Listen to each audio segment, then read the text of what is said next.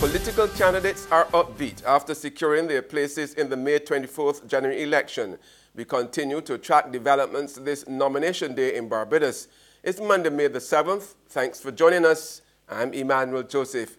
From St. John in the east to St. Lucie in the north, it was party-like atmosphere as a record number of political candidates filed their nomination papers at centers across the island.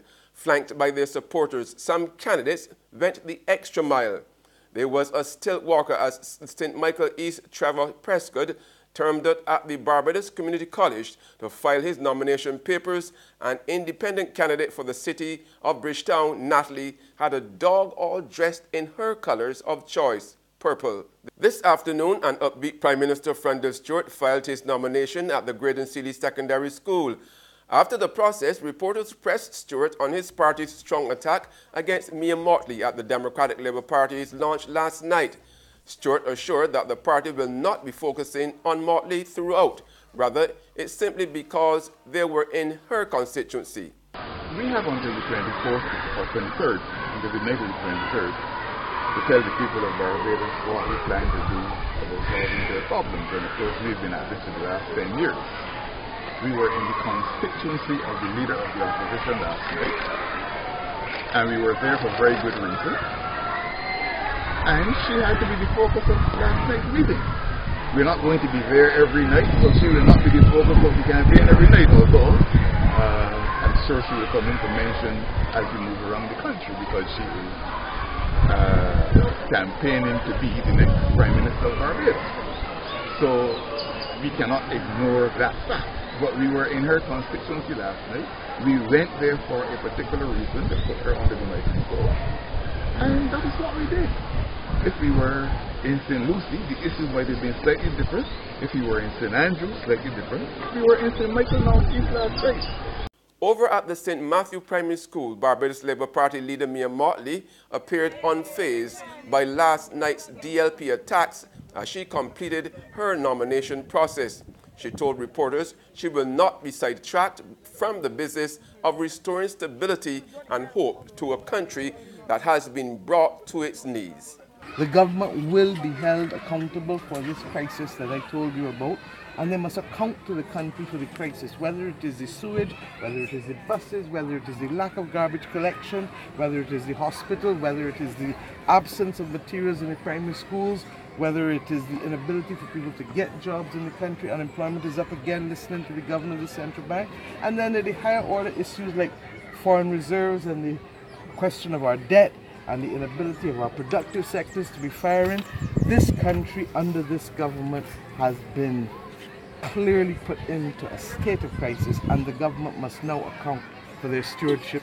Meanwhile, the leader of Solutions Barbados, Grenville Phillips, describes the election campaign as strange.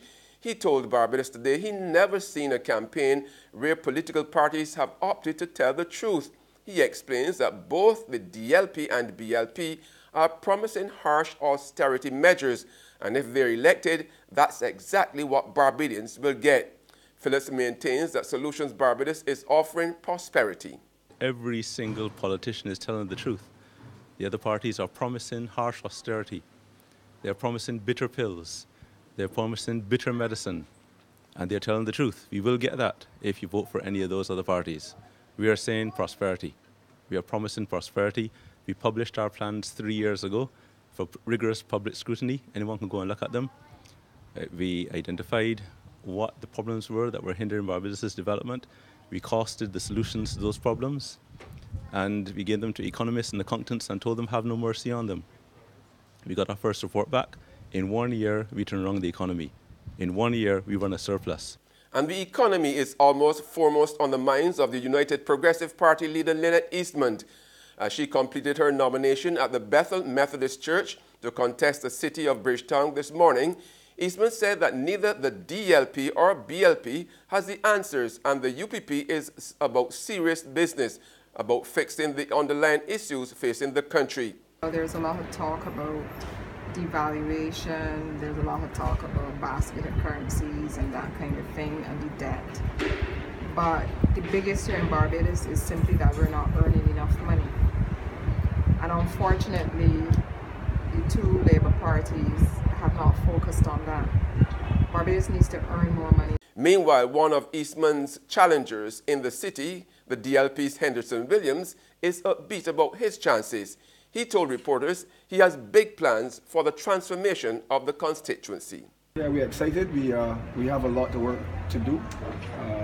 We have a very energized team into this campaign, a hard-working team, so I certainly want to commend all of these wonderful people who have been working so hard. None of it could have been done without them. You know, these people make it happen, and they continue to make it happen. That's really the spirit of the people of the city of Bridgetown. We will continue to work to build that spirit to develop the city. However, both Eastman and Williams are set to face a stiff challenge from independent candidate Natalie Harewood. Surrounded by her supporters, Natalie said there's no stopping from this campaign. I'm going forward, just forward, because I'm going to win this thing, and it's not a done, because it's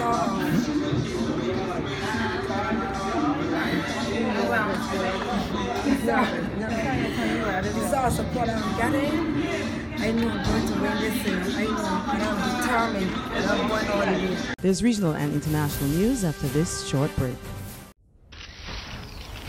One night, one winner. Only one team can deliver balance, comprehensive, unrivaled coverage. Barbados Today, Capital Media HD 99.3, and 6 Gear Studios. Don't miss election night on www.facebook.com/Barbados Today, on www.barbadostoday.bb, live on www.capitalmediahd.com, and on www.facebook.com/CapitalMediaHD. On the regional scene, police are being asked to probe a Latino prostitution ring, which is allegedly being facilitated by immigration officers and a private school in South Trinidad. The officers are reportedly allowing Latino prostitutes into the country by organizing student visas for them.